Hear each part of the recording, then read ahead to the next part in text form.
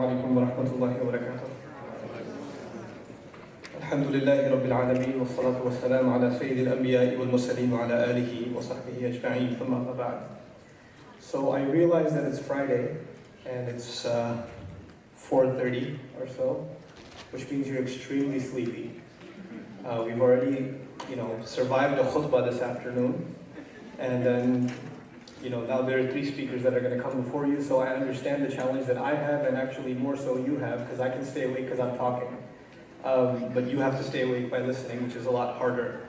But what I want to share is not very complicated, inshallah. I don't think it'll take even the whole 20 minutes. It's really a heart-to-heart that I want to have with all of you, and something that I've been thinking about for the past few weeks personally in my life and the life of my family and my children. And that is that the very fundamental premise on which all of our faith is based, the fitrah, which is the subject matter of this session, is under attack. And that we are building an artificial picture of Islam, personally for ourselves and our communities oftentimes, that is really very hollow at its core. And this is a very dangerous trend. An ayah that really makes me shiver when I think about the way Allah expresses this problem. أعوذ بالله من الشيطان الرجيم يا أيها الرسول لا يحزنك الذين يسرعون في الكفر من الذين قالوا آمنا بأفواههم ولم تؤمن قلوبهم. The Prophet ﷺ is warned about a dangerous group of people within the ranks of those who call themselves Muslim. And the big crime that Allah describes they have is that they say they believe with their mouths, but their hearts haven't come to believe. Their hearts have not yet experienced something called faith. This problem is a very serious one. And I want to start in this conversation with something very, very basic. The fitrah is not something that's sound after you become Muslim. All human beings enjoy this predisposed sense of decency that Allah Azza wa Jal put and pre-programmed in all of us.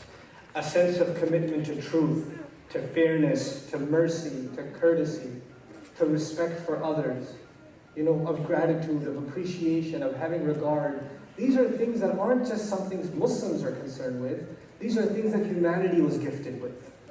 And these are things that the Prophet ﷺ excelled in even before the revelation started coming to him. He was already at the height of his fitrah. And actually, we would consider, at least in my limited understanding of the seerah of the Prophet ﷺ and the life of our Messenger, ﷺ, that predisposed decency that the Prophet lived up to, ﷺ, even before revelation came, gave him his credibility to carry the message of Islam. Not anybody can just carry any message and it will have weight. People can give good speeches and people can talk, but when their character is not there to back up what they're saying, and people know them personally, they say, well, you may be impressed with his or her speech because you know him only from YouTube or you know her only from that public forum, but I know them personally and I don't want to hear anything they have to say because I know what they're like in their personal life. Which means there's something hollow. That wasn't the case with our Prophet ﷺ. There's a very deep introspection that all of us need, and actually people that are up on this podium and the people that are sitting in the audience, none of us are exception to this introspection. We all really, really carefully have to look deep inside and see what kind of people we've become.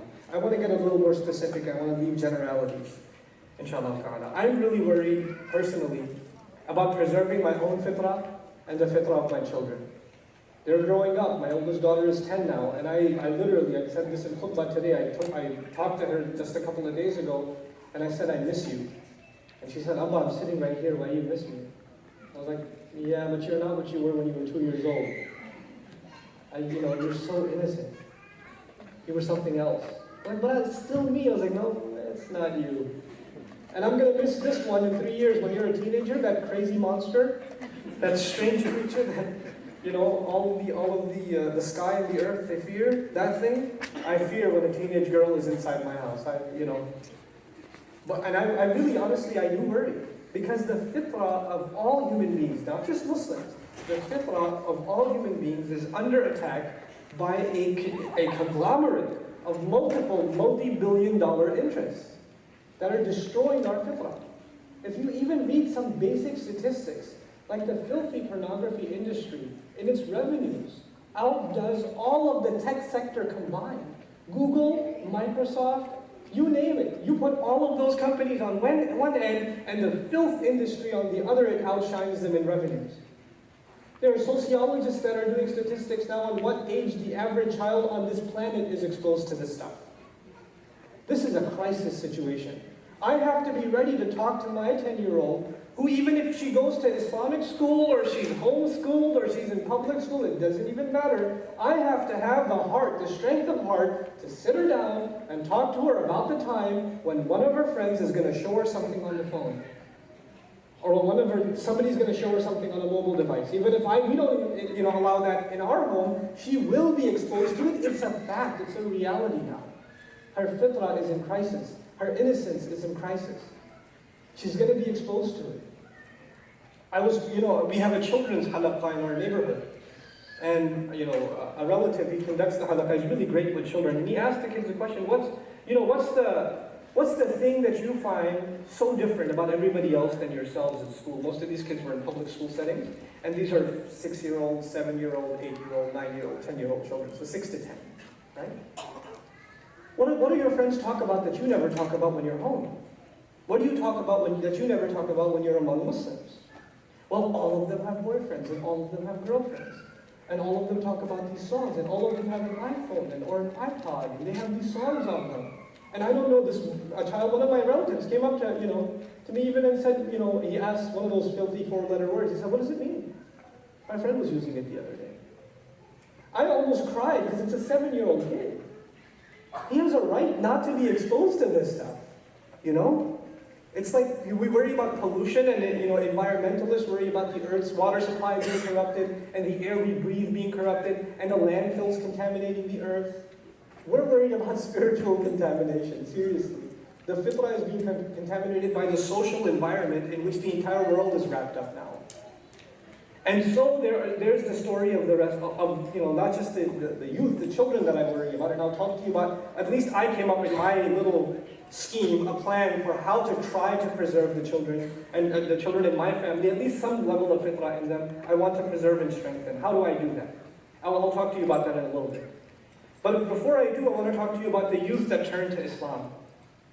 Young people, they find a spiritual calling, something happens in their life, and they make a change in their life, and may Allah protect you, because you are the exception to the rule, right? And you have made some major changes in your life. Some of you are sitting in this audience now that couldn't have imagined themselves coming to anything that began with the letter I, sometime, except if it's an Apple product or something, But it's like, no, it doesn't matter. If it's Islam or Muslim, why would I go there? And yet you find yourself sitting here today. There's some of you that are like that. But even those that have made their way back, it doesn't mean you're safe. It really doesn't. Actually, it means the bombardment from shaitan is even heavier on you. You're even in more trouble. And the big danger on you is self-righteousness. That's the real big danger on you. And on me. You start seeing others as people that haven't evolved yet. They haven't taken the leap of faith. And you, alhamdulillah, have already started to grow your beard. Already started to wear your hijab. Therefore, you must be in the clear. You're not. I'm not. We're not. These are the outwardly aspects of our religion. The fitrah is constantly under attack in the air we breathe today. It's constantly under attack. And so, what are the things that and this is a litmus test for you. I don't want to give you an academic discussion. Again, it's a heart-to-heart. It's something I've been talking to my wife about. It's something I've been talking to my cousins about. Because I'm worried about our family. And as you guys, Muslims, you're the extension of our family. We're all a family. We're bonded by this la ilaha illallah. So I worry about this for myself and all of you. Look, there's a personal litmus test. If, for example, you watch a movie. It's okay, you don't have to raise your hand, I know. You watch a movie, and you see something disgusting, and you know what I mean, and it doesn't bother you. You didn't flinch. You didn't bother to turn it off. You forwarded it because somebody else is sitting there, not because you felt bad. Then your fitrah is dying. That thing Allah gave you is dying, if not already dead. Because you didn't even feel anything. That feeling is all you have as a litmus test. If you're in the company of friends and they're bad-mouthing one of your friends, and you just jump on the bandwagon without a shred of mercy for the person being trashed. then your fitrah is dying. And there's a problem. Your sense of decency is gone. You're watching the news, and you see some disturbing images of, disaster, or children in need of help, or you just change the channel and watch the comedy instead. Your fitrah is dead. It's gone. That gift Allah gave you, that gift of humanity that Allah gave you is gone. And if that human decency is gone, you can pray 5 times a day. That's fine. You can memorize the Quran too. It doesn't matter now. It doesn't matter, because it's an empty shell on the outside. The heart is dead. That's a tragic state for you and me to be in. Somebody came to me this Ramadan, and they asked me about the curriculum they should have for their Sunday school. Some from the Midwest flew all the way to Dallas to randomly run into me in Taraweeh and pull me over after Salat outside the masjid so I can give them a counseling session on how to execute their Sunday school curriculum, how much Arabic should they teach, how much Tafseer should they teach, which dua books should the kids memorize, etc., etc., etc. You know how delusional we've become? How many Sunday schools across the country, and I think they're critical, but all we worry about is the outwardly of Islam. These kids are memorizing du'as, they're learning about the seerah of the Prophet ﷺ, and they're taking multiple choice question tests on it. And at the end of it all, nobody even dared to or cared to ask, hey, so how are things going at school? Do you really know why you're Muslim even? How do you feel about your parents? You know how many Muslim kids, if you had an honest conversation with you, will tell you, I hate my parents? You know how big a spiritual problem that is? How deep a spiritual problem that is? When you see kids sitting there and they're intelligent, they can pass a test. You give them any test, they'll pass it, and that's the same for Islam. You can learn fiqh, you can learn hadith, you can learn tafsir. That's fine. That's just like, that's an intellectual ability. But it doesn't mean that you've become a better person. At all. At all. People come for it. I have a full-time program, and I tell them at the beginning of the year, if you're a bad human being, you will be a bad human being at the end of 9 months who can speak a little Arabic. This is not going to make you a better person. If that predisposed decency is dead, if it's gone. How many Hifz kids do I know? Hifz programs across our country here. And it's a tragedy. We're supposed to be thinking here. Kids that have memorized the Quran. And they're playing outside while Salat is going on. Maghrib, not Tarawih. Salat is going on. And they're playing outside waiting for playing basketball or watching a movie on YouTube or whatever. Because the Hifz graduation ceremony is after Maghrib. And these are kids that have memorized Quran. And I don't blame the kids. I don't blame them. We didn't concern ourselves with their fitrah. So what plan of action do I have for my own children? I basically want to share some things with you. Some things that drive my thought, my discussions with my own children. Number one, I want to instill in them a sense of purpose. I constantly tell my girls, especially because they're older now, Allah put you on this earth for a reason. Allah wants you to do something for Him. You have to figure out what you're really, really good at, and then you're going to give it to Allah. You're going to find some way of doing that for Allah. Like I tell my older daughter, you're the older one, everybody wants to be like you. Your younger sister who always steals your clothes and takes your toys, etc. You know why? Because she wants to be like you. Well, you have to act like a leader. And she says, no, but she just takes my stuff. No. She loves you, that's why she wants to be like you. You have to act big. You have to act strong. Sibling rivalries are natural. But when I start seeing an evolution, and instead of fighting, she's taking care of her little brother and little sister, and she's saying, did you finish your dinner? Did you go to the bathroom? Mama said you better go to the bathroom. You know what happened last time? When she does that, this is part of fitrah. This is really a part of fitrah. And then so a sense of purpose, good company. We have to make sure we and the people around us are in company that makes us better people. They're not company that reinforce our bad habits. Doesn't matter if I'm not even talking about religious people. You can have long beards and backbite. That's not what I'm talking about. I'm talking about people that you hang out with that make you better fathers, that make you better sons, that make you better neighbors, that you actually do good things with other than talk. You do stuff with them. Good company is absolutely critical for ourselves, and we have to hunt it out for our children. Even if you have to move to a neighborhood where you know other people are raising their kids in a good way, and your kids can be friends with their kids, it's a good idea. It's worth it. It's worth the sacrifice. Then, of course, there's hands-on lessons. You can talk about the Prophet ﷺ being charitable, but what does that mean to a child if you're not asking them to give up their favorite toy? What does that mean to a child when you don't, when you take them shopping for Eid, they didn't go for themselves. They went for their cousins and got them gifts. They learned not to even ask for themselves. Because you're instilling something in them. Giving lessons about charity in a lecture and a talk is different. Hands-on experience is something entirely different. We are overindulging ourselves and our families, and it's creating a culture of ingratitude. We're just taking everything for granted, and it's destroying our fitrah. Then, of course, the big one, the big two or three, I'll just mention two and I'll end, inshallah. And that is respect. One of the things that's destroyed the predisposed human decency in our culture is a lack of regard for all things. There is nothing that isn't open to criticism. Nothing. Everything can be made fun of. Everything can be criticized. Everything should have a star rating.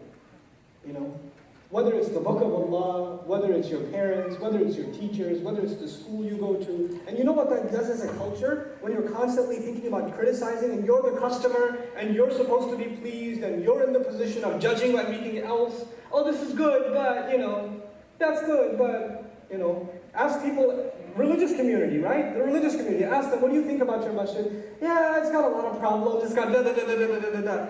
Nobody ever starts, alhamdulillah, we have a masjid, we actually have the ability, Allah gave us the rizq to buy a house next door to the masjid. We get to hear the adhan and go make salat in the masjid. There are some issues, but who doesn't have issues? We're all human beings, may Allah help us to do it. Nobody talks like that. Everybody begins with all the problems in their masjid, how much they hate their imam, and how much the board members don't understand anything, and how the youth are so messed up, and how the parking at the front, oh my God.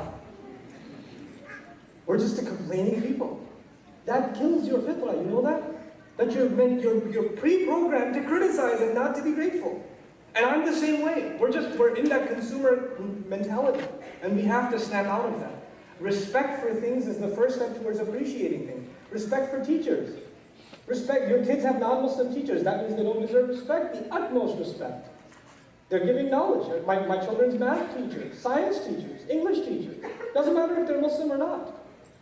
They deserve the utmost respect. Elders deserve the utmost respect. Something I really appreciated about moving to Texas. I moved to Texas about 3-4 years ago. At least in the neighborhood that I'm in. Alhamdulillah. You go, and when children see you in the line and they're going to cut you, they say, "Excuse me, sir." Just because you're older. Or "Excuse me, ma'am." Just the fact that they can show that respect is admirable. A couple of these Mormon kids came to my door maybe a month and a half ago. Teenage boys, red like a tomato, because it's 106 degrees outside, and they ride their bike, shirt, tie on, dressed up nicely. "Sir, we'd like to talk to you about God for a little bit if we could." So respectful. And I'm not at all amazed with the message of Joseph Smith. I'm not. But I am amazed at the fact that these teenagers are so darn respectful. What did your parents do, man? That's amazing. You see the Muslim teenager lately? Not to mention the level of commitment to not have an iPod or PS3 and to be out in the heat to go deliver God's word or what you think is God's word. That's admirable. We have to learn from some other communities about how they're raising their children. We've lost some of these basics. We have those teachings in our books, but that's all they are now. They're just in our books. They're not making their way into reality. We're giving lectures about being charitable and not being wasteful, and we are the people that throw the most food away after every iftar at every masjid in America. We're the ones that talk about Allah having given us this earth as an amana, and we probably produce more plastic waste as a people than anybody else. Isn't that something? There's something off. There's something missing. Fitrah is missing. Respect and regard for others is missing. This has to be re-instilled. And then on top of that, we teach our children the salat, and the dua, and the tajweed, and the Quran, and the seerah, and the fiqh. Yes, all of those things are absolutely critical, but when that basic decency isn't built, all of that is shallow. And they will learn it, and they will throw it up when the time comes. They won't hold on to any of it. They won't hold on to any of it. Finally, the last thing I hope to instill into my children, when they get to the age, reflection. I'd like them to be people of reflection. And reflection is not that you read somebody else's reflection. You have to become a person of deep thought yourself. You don't do that unless you become a person of reading, a person of writing your thoughts, a person that appreciates literature, because that builds thought, that builds understanding. And that, to me, actually, the greatest manual for developing reflection is the Quran. Really. And I'm not talking about studying an academic tafsir of the Quran, even a discussion, a baseline discussion about the Quran with our family, ayah by ayah by ayah, little by little, based on scholarly sources, but in easy language. You know what that does? It prepares them for a life of reflection. It really does. It really does. Start seeing the world through the ayat of Allah. That's what we want. We don't want this book to be sitting in a shelf. We don't want it to be something that's recited beautifully alone. We want it to be something we think through. We see the world, we're reminded of an ayah. We see a friend, we're reminded of the ayat about friends. You know, we see nature outside, we're reminded about the gift of nature. We see night coming quickly, we're reminded about how time is a fleeting commodity. That's what we're supposed to be, a people of reflection. May Allah Azza wa Jal help preserve our fitrah and nurture it, and may Allah Azza wa Jal give us the tools and the ability and the commitment to combat the attack against this great gift that Allah has given to all of humanity, and that He has charged this ummah with, not only of protecting, but in refreshing it in the rest of mankind. Barakallahu li wa lakum. Assalamu alaikum wa rahmatullahi wa barakatuh.